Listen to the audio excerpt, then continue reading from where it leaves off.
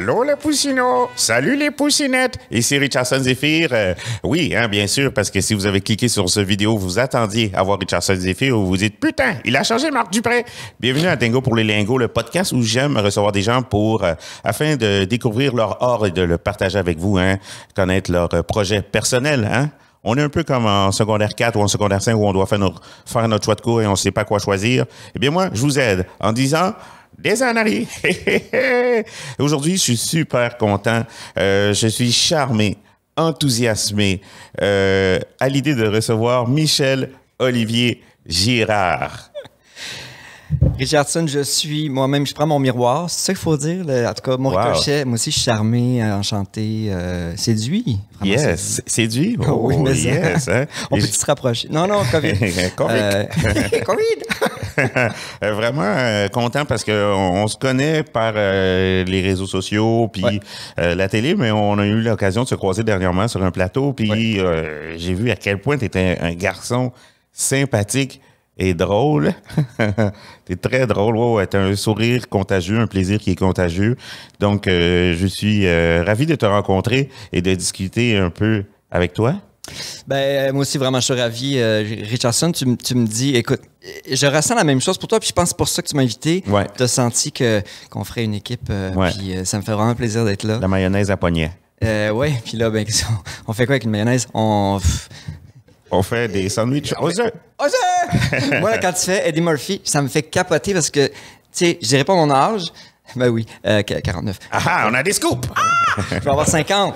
Ah J'étais ouais? en train de préparer mon surprise. Ma blonde t'a appelé. Ah ouais? Et puis, tu sais, Eddie Murphy, ça, c'est dans mon... Ça coule dans mes veines. En français, là, surtout, pas en anglais. Mais... Tu vas avoir 50 ans, t'es bien préservé quand même. Je dors dans le formol. Non,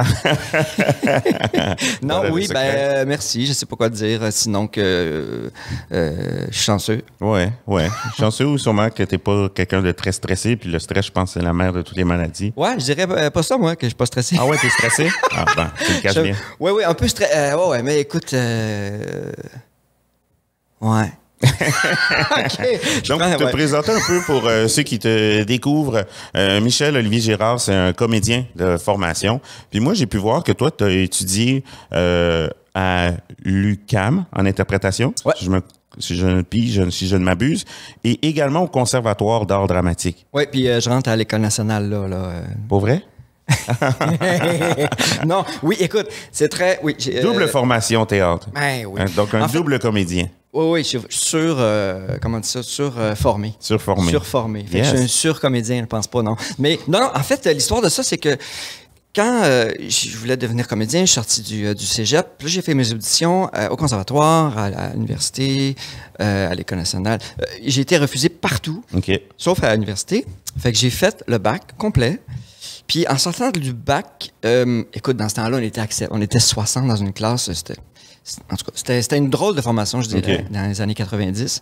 Je me sentais pas du tout prêt à faire pas le métier. Ah non, pas du tout. Fait que là, les scènes qu'on préparait pour aller au Katsu, ben moi, je les ai prises pour me présenter donc à l'École nationale puis au conservatoire. Puis j'ai été pris au conservatoire, puis ça me dérangeait pas d'avoir fait 3 ans, puis d'en refaire un autre 3 ans pour faire la passion qui m'habitait. Ben oui, tant mieux. Ça fait comme une meilleure formation. Tu as fait une formation pour pouvoir rentrer au conservatoire. J'ai 2 bacs, man. Yeah. Tu sais. 2 bacs qu'il a fait bac à bac. Yeah! Aïe, quelle ressource tu as. Hein? Ouais, c'est un puits sans fond. C'est ça, hein? Ouais. Aïe. Comme plusieurs disent, un sac à blague. Yeah! Cool, puis fait que c'est ça fait quand même 20 ans, puis t'as fait quand même beaucoup de trucs. T'as fait beaucoup de télévision, beaucoup de théâtre, t'as même fait du cinéma. Oui. Hein, quand même 20 ans de carrière, si je ne m'abuse. Oui, puis ça s'est passé, je dirais, en deux étapes. T'sais, avant 2008-2009, j'ai fait beaucoup de théâtre à l'extérieur du pays. J'ai joué en Belgique, en France, en Allemagne. J'ai joué à Téhéran, en Iran. En Iran, oui. Ouais. C'était un souvenir extraordinaire. On pourrait passer 2 heures là-dessus, mais c'est pas le but du podcast. Mais puis, tu joues en français là-bas? Oui, en français, surtitré en farsi. Fait que j'ai vécu pauvrement juste pendant les 10 premières années à faire du théâtre, mais j'ai continué à faire du théâtre, mais c'était surtout ça. Je faisais très peu de télé ou de cinéma. Puis après, ça a changé un peu, ouais. Donc, vécu pauvrement, mais t'aimais ça. Oui, oui, absolument. Ouais. Moi, écoute, je viens d'un milieu très, très pauvre. Fait que de vivre avec 20 000 par année, je m'arrangeais, tu sais. Très bien, là. Oui, c'est ça. Ouais. Cool. C'est la même chose en humour. Hein. Quand tu commences, tu vis dans la pauvreté. Mais de notre côté, il y a le crime organisé pour nous aider. Donc, ouais, vous autres aussi, moi aussi. Ouais, OK. Ouais, mais tu vois, je vais te raconter quelque chose, mais c'est pas le crime organisé, mais moi, je m'arrangeais. C'est-à-dire, par exemple, au conservatoire, je pense que j'ai le record du gars qui a emprunté de l'argent au conservatoire. Vraiment.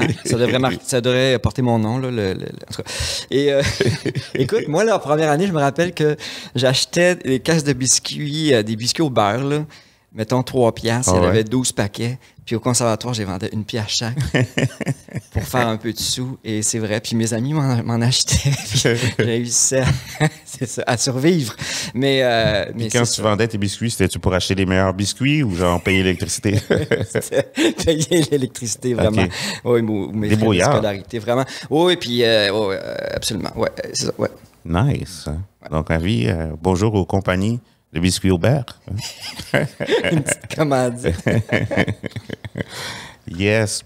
Puis après ça, aussi, on le connaît aussi avec la publicité. Fait pas mal de publicité.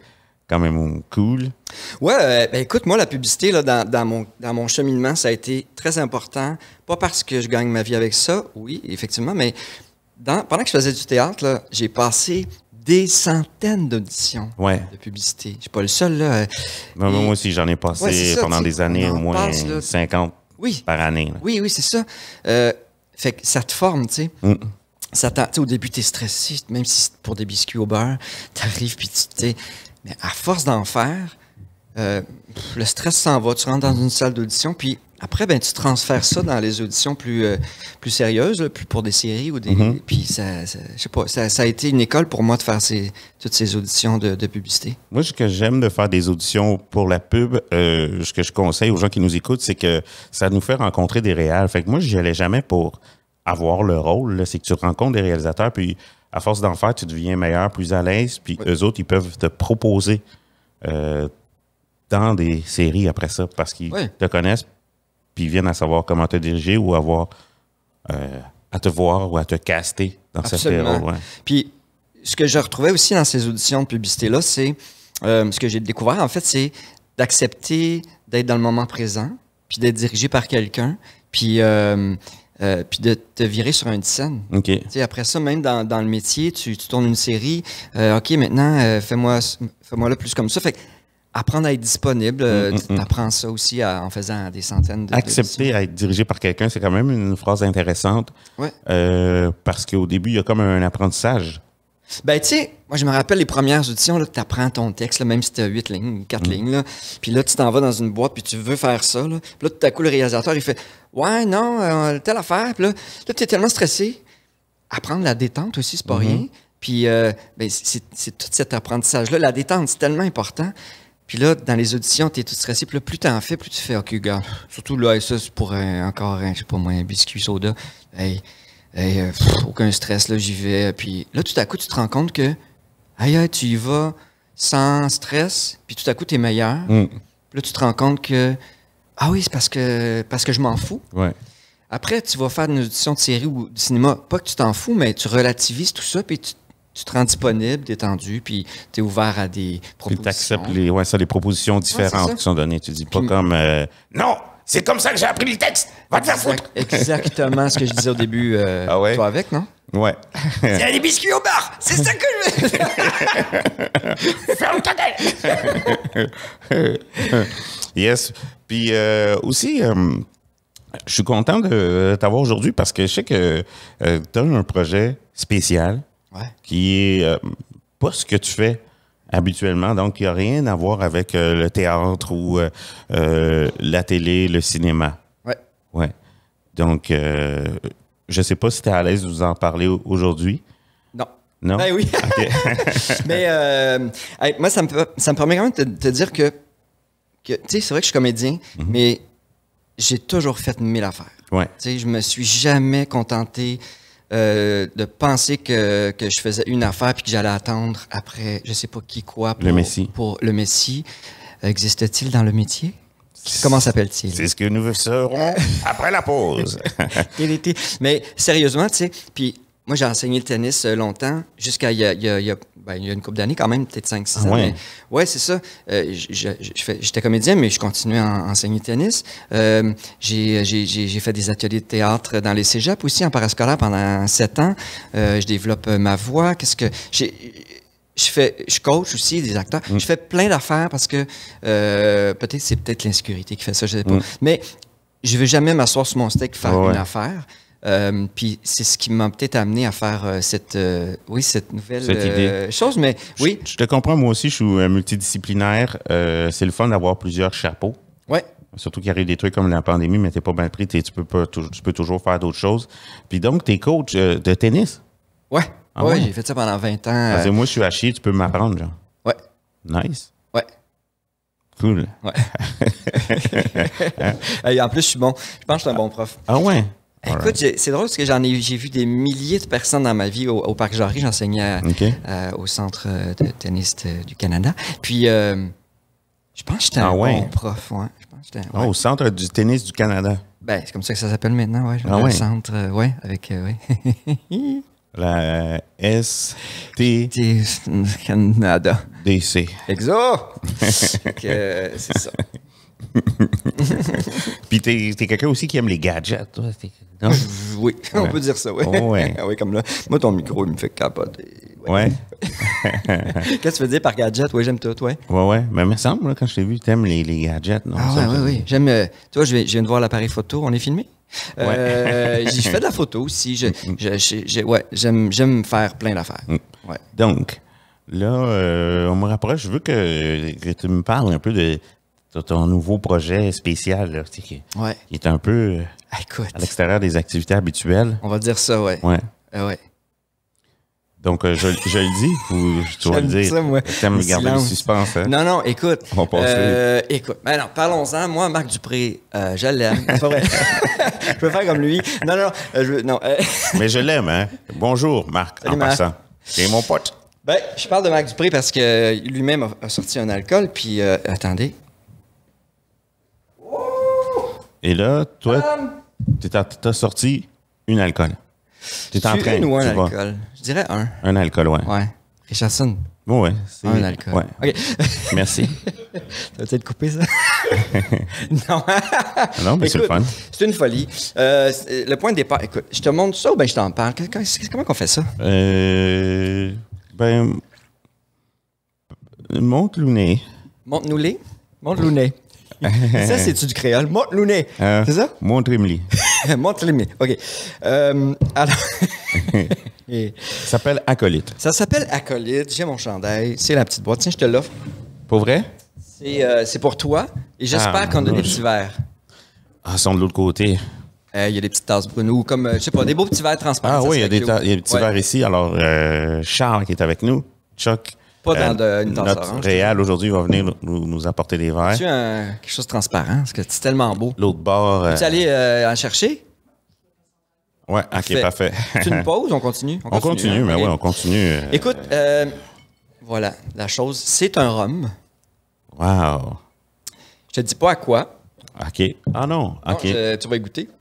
Parfait. Mais je t'invite à regarder le brand qui a été créé par... Une tuque avec, OK. Oui, je t'offre une tuque avec.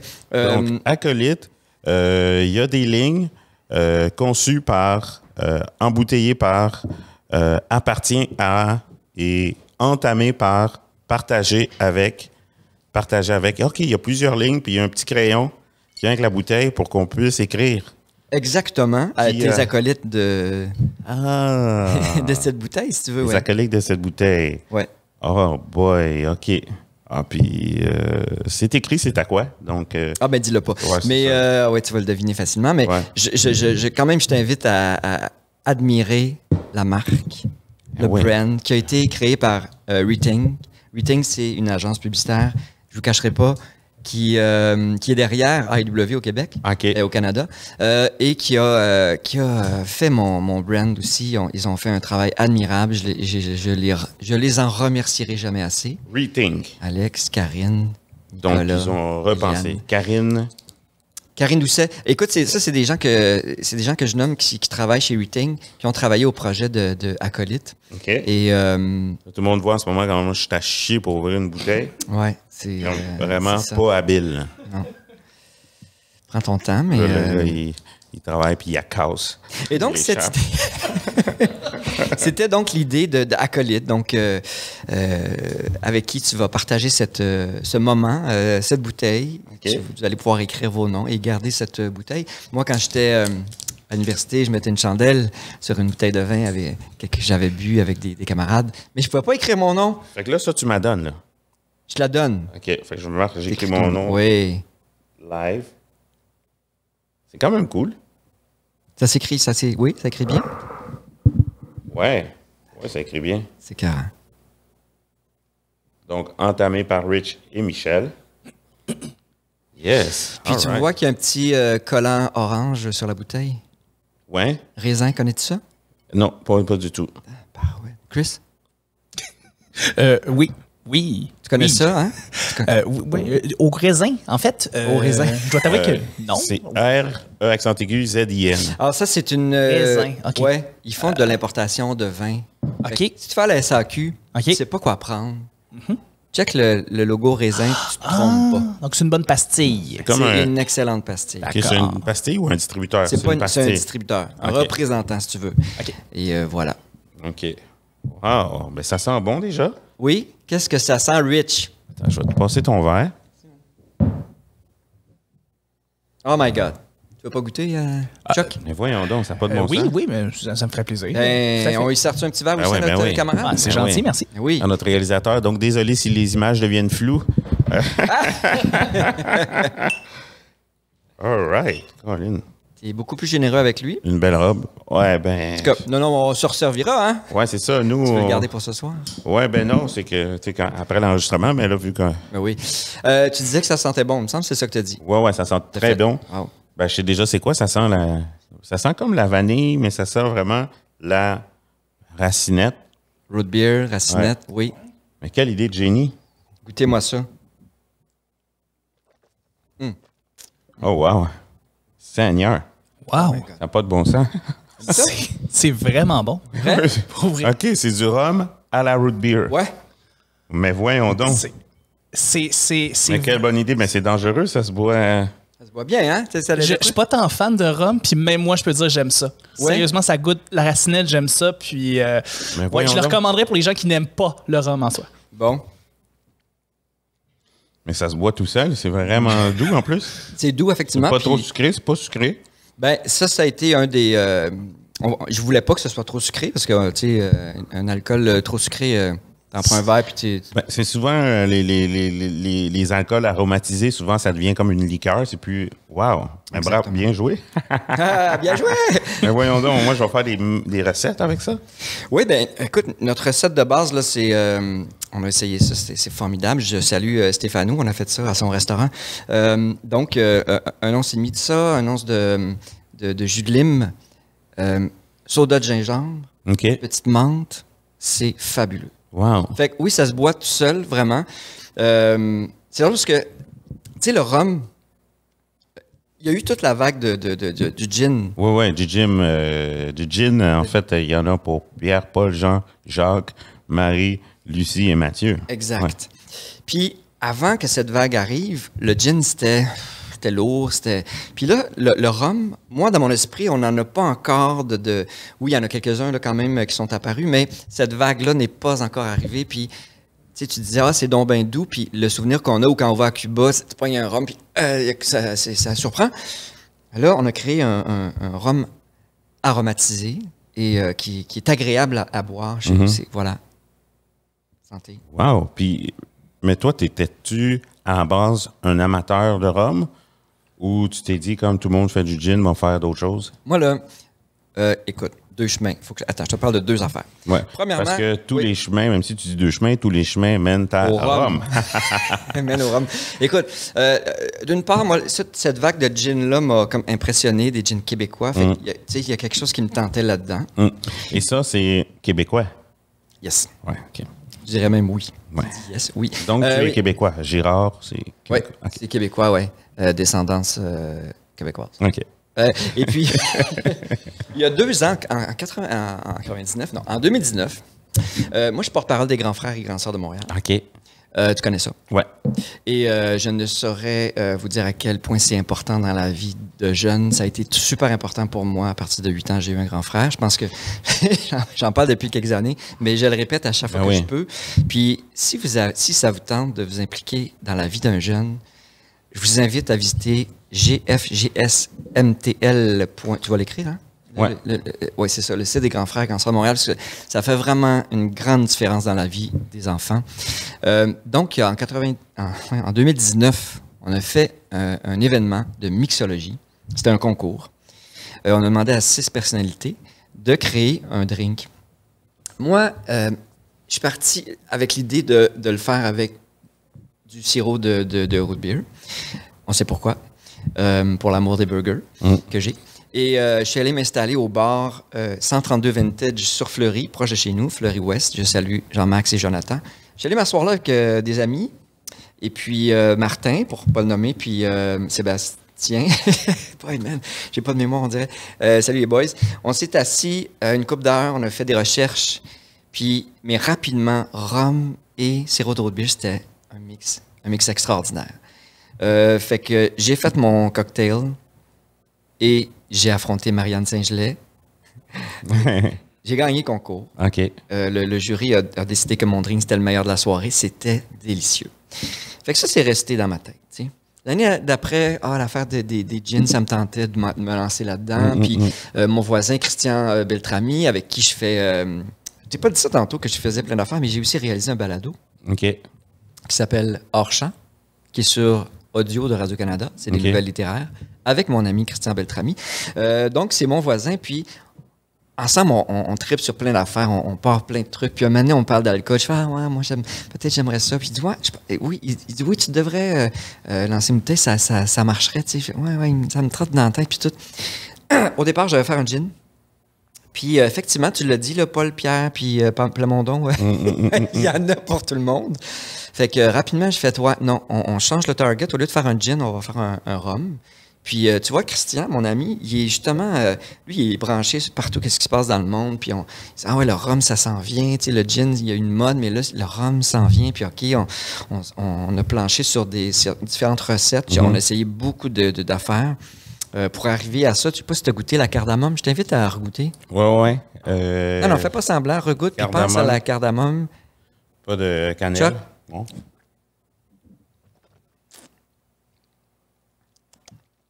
Puis tu vas te rendre compte que la 2e, 3e gorgée, c'est encore meilleur.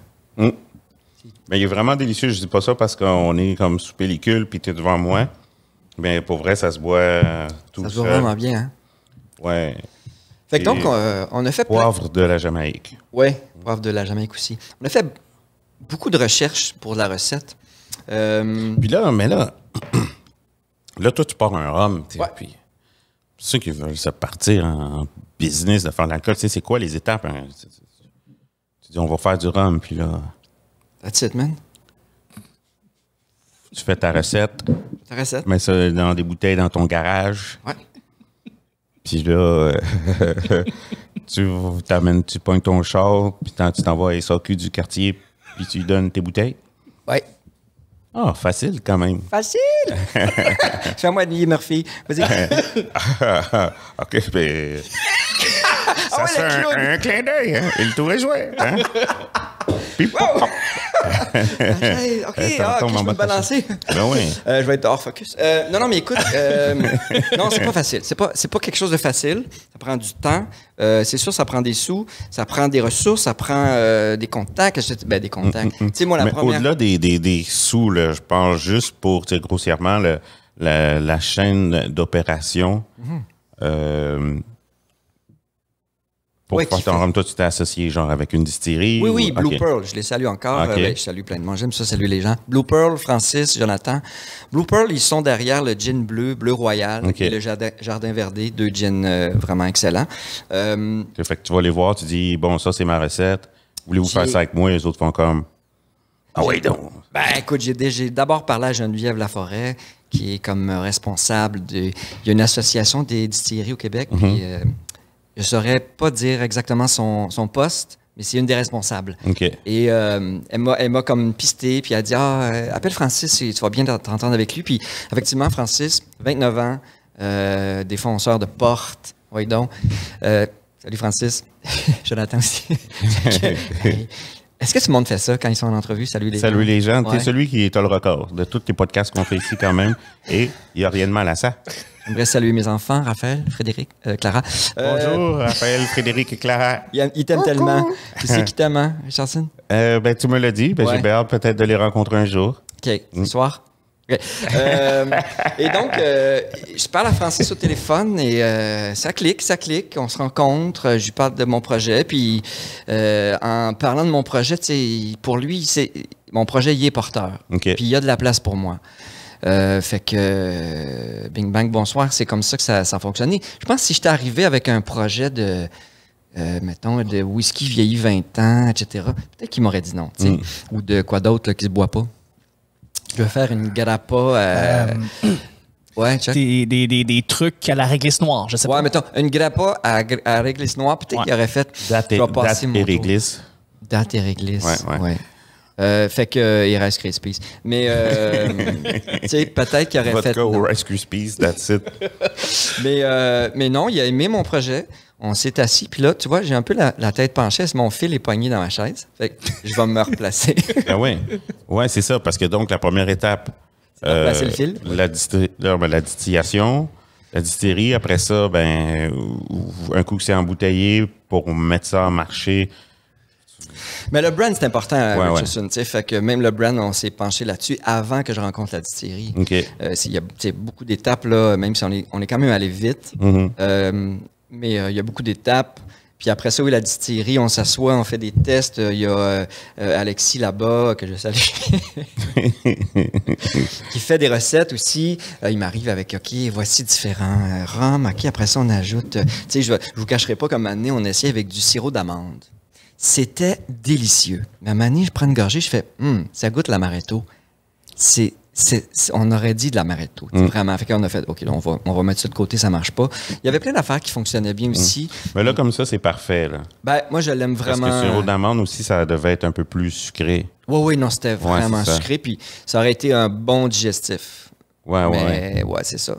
Là, pour le temps des fêtes, c'est parfait comme ça. Dans la recette, tu sais, à un moment donné, on était proche de quelque chose, mais il manquait comme un ingrédient. J'ai appelé Jean-Max Giguère du bar 132, c'est le patron que je salue.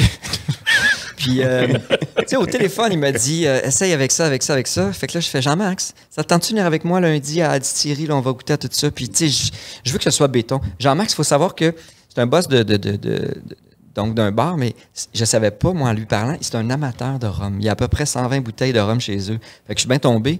On est arrivé à la distillerie, cet après-midi-là, il était 1h, je sais pas trop. Fait que là, on goûte à ce qu'il m'avait dit.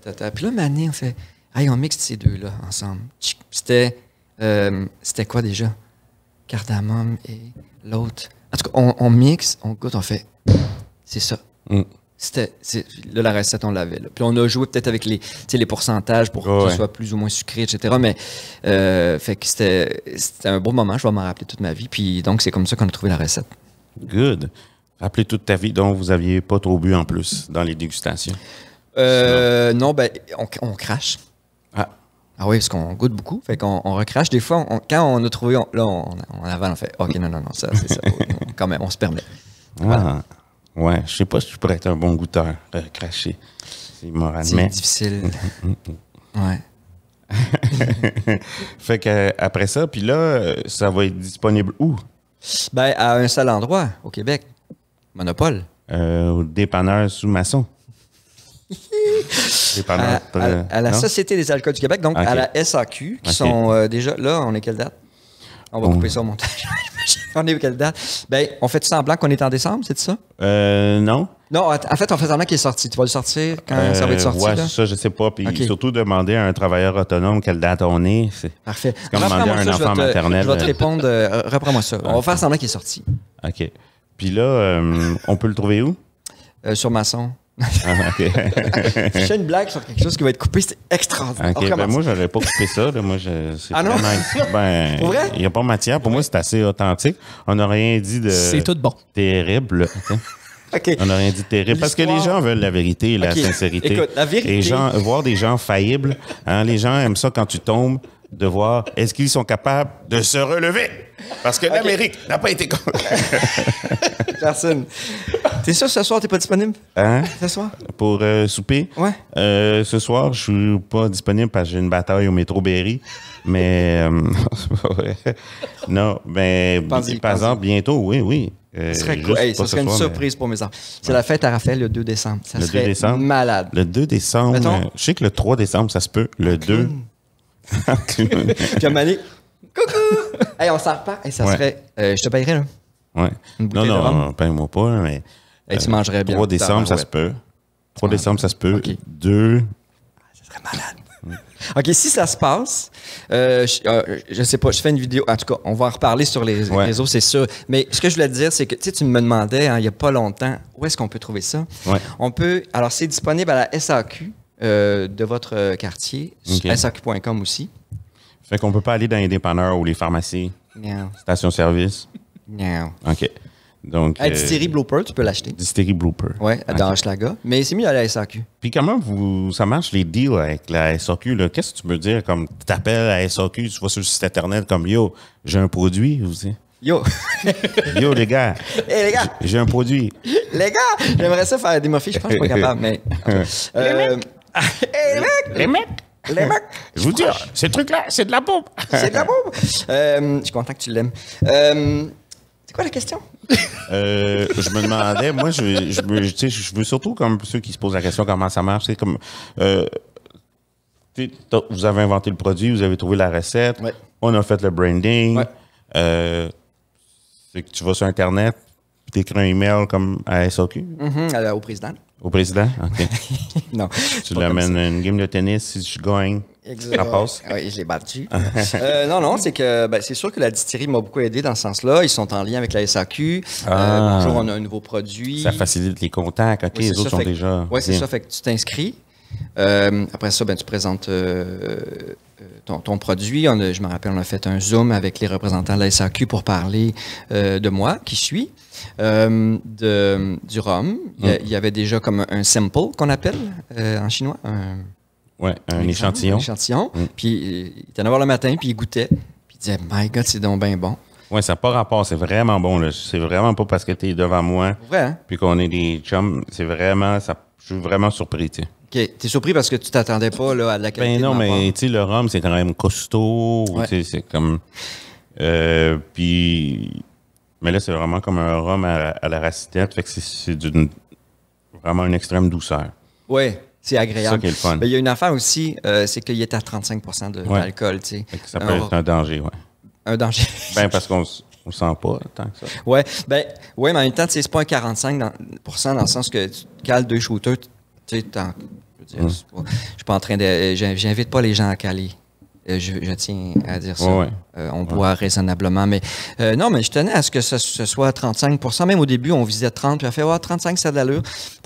C'est ça, pour un alcool accessible, agréable à boire en toutes circonstances, même à 9 h le matin en Zoom. Puis je vois que toi, c'est vraiment un alcool de partage. Hein? Acolyte pour boire avec ses acolytes, ses amis. Puis je trouve ça le fun que ça ait un nom gentil parce que souvent les... Kraken! Ouais, les alcools, il faut que ce soit... Captain! Ouais, tu sais, que ce soit méchant, là, tu sais, le logo, c'est un pirate ou une pieuvre avec des tatous. Ouais. Il y a souvent des noms méchants d'alcool, tu sais, la tequila, c'est comme tequila, bang, bang! Tu sais, c'est méchant, mais là, c'est le fun, comme, je vais boire ça avec mes amis. L'alcool est gentil. Voilà. Yes. Michel Olivier, Richardson. Je suis vraiment content de t'avoir reçu. OK. On va aller checker ça en SAQ. Oui. J'espère que les gens à la maison, vous avez aimé nous écouter. Avant que tu termines, là, si vous achetez une bouteille, puis si ça vous tente, #acolyte sur Instagram, mettez une photo avec vos amis ou la bouteille, puis En temps et lieu, je vais faire un concours avec les gens qui vont... qui vont... Yes. T'as-tu une tuque, toi? Ouais. Est-ce qu'elle te fait bien? Non, j'avais pas de tuque. Fait que justement, il fallait que je m'en achète une. Voilà. Puis cool. Elle est belle, hein? Ouais, elle est super belle. Fait que non, merci, je suis content en plus. Ben, écoute, fait qu'éventuellement, surveiller les réseaux, sur Instagram, c'est Rome Acolyte. Je pense que c'est ça. Hey, je vais vérifier. Vous aimez ça, les failles, hein? Regarde. Moi, c'est nouveau. Quoi? Est-ce que tu sais que j'ai une autre compagnie? Non. Une compagnie de vente. Non, d'ailleurs, peut-être que tu profites. Non, mais c'est sûr que je vais te réinviter ici parce que c'est sûr que j'espérais quand même des burgers, là. Moi puis Charles, on n'a pas dîné. Ah, mais... attendez. Yeah! Rome Acolyte sur Instagram avec un S. Okay. Non, j'allais dire, voilà casting, est-ce que tu connais ça? Ouais. Ah ouais. Je suis aussi c'est toi, ça? Propriétaire. Oui, c'est ça, de Voilà casting, ouais. Puis j'y ai pensé, mais je n'ai pas parlé, mais en plus, toi, tu as vraiment une master belle voix. Ah. Ouais, non, c'est vraiment le fun d'écouter. Là, ce que tu viens de faire, tu sais, il faut pas faire ça, là. C'est comme, j'ai eu des frissons. Vrai, là? T'as une comme... Ouais, t'as une vraiment belle voix. Wow, t'es fin. J'ai jamais pensé... Je suis pas capable de m'entendre. Ah ouais? Vrai. Ben là, tu t'entends, on a les écouteurs ou t'es fermés? Oui, non, je m'entends. Mais s'entendre en live, c'est pas si pire, mais comme après, des fois, je suis dans mon char, puis là, c'est moi à la radio. Je vais te laisser dire bye aux gens avec une belle voix sensuelle. Tu peux leur dire bye, merci d'avoir passé ce moment-là avec vous et à bientôt. À dingo pour les lingos! À bientôt! Non, mais toi, dis-le avec une belle voix sensuelle. Je dirais juste dire bye-bye aux gens, ouais. Je peux pas croire que tu traites ma voix de sensuelle, mais je vais quand même dire, mesdames et messieurs, merci d'avoir été avec nous. J'espère qu'on va se revoir. Attends, je vais te couper. Vas-y, plus lentement, là. OK. À regarder la caméra, puis tu vas leur dire bye-bye, bonjour. OK, bonjour. Bonjour. Merci d'avoir été avec nous. C'était un moment agréable avec mon ami Richardson qui va venir souper à la maison le 3 décembre prochain. Et je vous invite à goûter à cet élixir formidable, Acolyte. Et puis, c'est vraiment délicieux, je vous le dis. C'est pas moi qui le dis, c'est Richardson. Et merci de m'avoir reçu, mon cher ami, puis au plaisir de revenir. Ouais, parce que celui qui le dit, c'est celui qui l'est. C'est très délicieux. Merci. Bye-bye. Bye-bye. Bye.